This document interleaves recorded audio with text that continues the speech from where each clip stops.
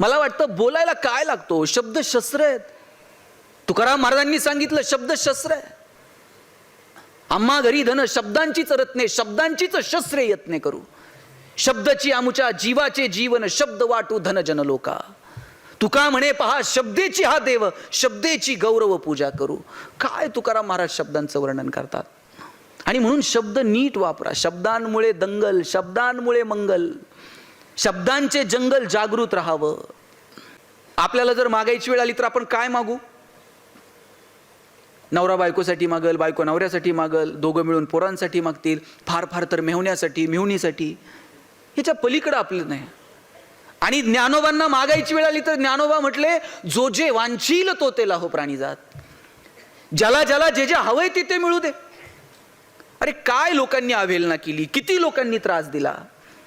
इंद्रायणीमध्ये आंघोळीसाठी पाऊल ठेवायला लागले ज्ञानोबा, तो लोकांनी आंघोळ करू दिली नाही. तुम्ही संन्यासाची पोरा, तुम्हाला इथं पाय ठेवायचा अधिकार नाही.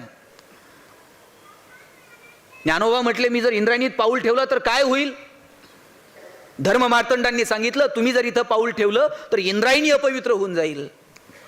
ज्ञानोबांनी इंद्रायणीचं पाणी असं उंजळीत उचललं आणि सांगितलं या उंजळीत दिसणारा चंद्र साक्षात गंगेत दिसणारा चंद्र आणि या इंद्रायणीमध्ये दिसणारा चंद्र एकमेकांपेक्षा वेगळा आहे का? मग मी इथं पाय ठेवल्यानंतर हे पाणी अपवित्र होईल कसं? इंद्रायणी साक्षात गंगा आहे, ती अपवित्र होईल कशी? लोकांनी सांगितलं हुज्जत घालू नकोस. ज्ञानोबा धाडसानं पाऊल ठेवायला लागले तर दगड धोंडे घेऊन लोक मागे लागली आणि ज्ञानोबांना इंद्रायणीतून पिटाळून घरी लावलं. घरी जाता जाता थोडेसे खर्चटलं, हाताला लागलं, झोपडीत एका कोपऱ्यात जाऊन ज्ञानोबा रडत बसले. आणि रुक्मिणीनं जवळ घेतलं, आईनं जवळ घेतलं आणि विचारलं ज्ञाना रडतोस का?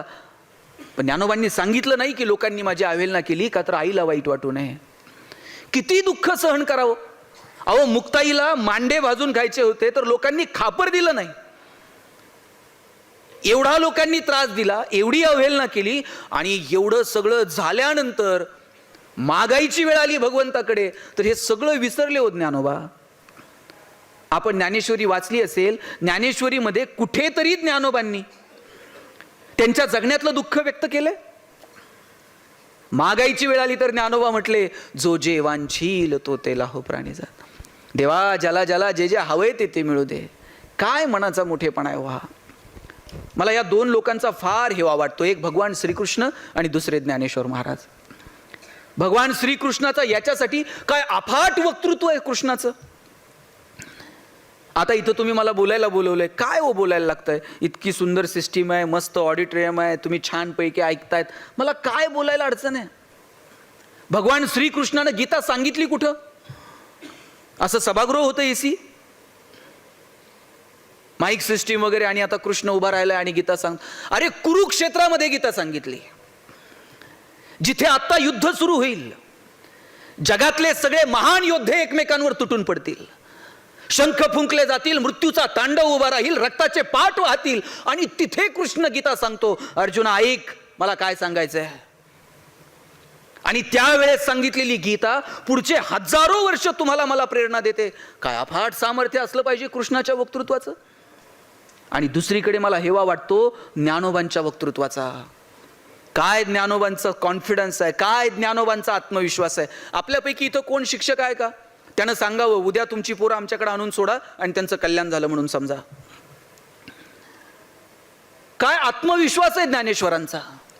ज्ञानोबा म्हणतात तरी अवधान ऐकले दिजे, मग सर्व सुखासी पात्र होईजे, हे प्रतिज्ञोत्तर माझे उघडाय का.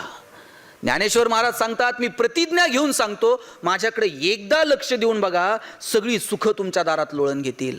अवघाची संसार सुखाचा करीन, आनंदे भरीन तिन्ही लोका, या तिन्ही जगामध्ये आनंद भरून टाकील. काय आत्मविश्वास आहे हा. आणि इकडे भगवान कृष्ण सांगतो अर्जुना शस्त्र उचल, माझे चुलते काके अमुक तमुक नातेवाईक हे असलं काही मनात आणू नको, हे धर्म आणि अधर्माचं युद्ध आहे, शस्त्र उचल. अस्वस्थ असणाऱ्या अर्जुनाला कृष्ण शस्त्र उचलायला लावतो आणि संहार होतो. कितीतरी योद्धे मृत्यूला सामोरं जातात. इकडे कृष्ण शस्त्र उचलायला भाग पाडतो अर्जुनाला, आणि इकडे ज्ञानेश्वर महाराज काय म्हणतात तो, जे खळांची व्यंकटी सांडो, ज्ञानोबा असं म्हणू शकले असते की नाही, जे खल आहेत ते मरो. पण ज्ञानोबा असं नाही म्हणत जे खल आहेत ते मरो. ते म्हणतात जे खळांची व्यंकटी, त्यांच्यातली जी वाईट बुद्धी ना देवा तेवढी सांडू दे. आणि पुढचं वाक्य तर इतकं गोड वापरलंय, तया सत्कर्मिरती वाढो. रोप छोटं असेल तर वाढो म्हणतात, आणि रोप नसेल तर रुजो म्हणतात. ज्ञानोबा रुजो म्हणू शकले असते, पण ज्ञानोबा म्हणतात वाढो. ज्ञानोबांना खात्री आहे वाईटातल्या वाईट माणसामध्ये सुद्धा थोडी तरी सत्कर्माची वृत्ती शिल्लक आहे, आणि म्हणून ज्ञानोबा म्हटले तया सत्कर्मिरती वाढो. भूता परस्परे पडो मैत्रजीवांचे. मैत्रजीवांचे शब्द कधी वापरलाय? शेकडो वर्षांपूर्वी मैत्रजीवांचे हा शब्द वापरलाय. तुम्ही मी आत्ता फ्रेंडशिप डे साजरे करायला लागलो. काय अफाट आहे हो हे सगळं. काय ज्ञानोबांची भाषा, काय ज्ञानोबांच्या बोलण्यातला गोडवा. मला वाटतं तो गोडवा जरी घेता आला ना तरी जगणं समृद्ध होऊन जाईल. काय ज्ञानोबांची भाषा आहे. ऋणू झुनू रे भ्रमरा, सांडी तो अवगुणू रे भ्रमरा. अवगुण या शब्दाला अवगुणू म्हणावं, याच्या इतकं काय प्रेम असू शकतो. आपल्याला नीट प्रेमानं कुणाशी बोलता येत नाही. ज्ञानोबा अवगुण शब्दाला सुद्धा अवगुणू म्हणतात. उकाराची भाषा आहे. चरण कमळ दळू रे भ्रमरा, सौभाग्य सुंदरू रे भ्रमरा. ज्ञानोबा उकाराची भाषा बोलतात. ही उकाराची भाषा कुणाची भाषा आहे हो? ही आईची भाषा आहे. जग तुम्हाला बाळासाहेब म्हणल, पण घरी गेल्यावर आई बाळू म्हणते.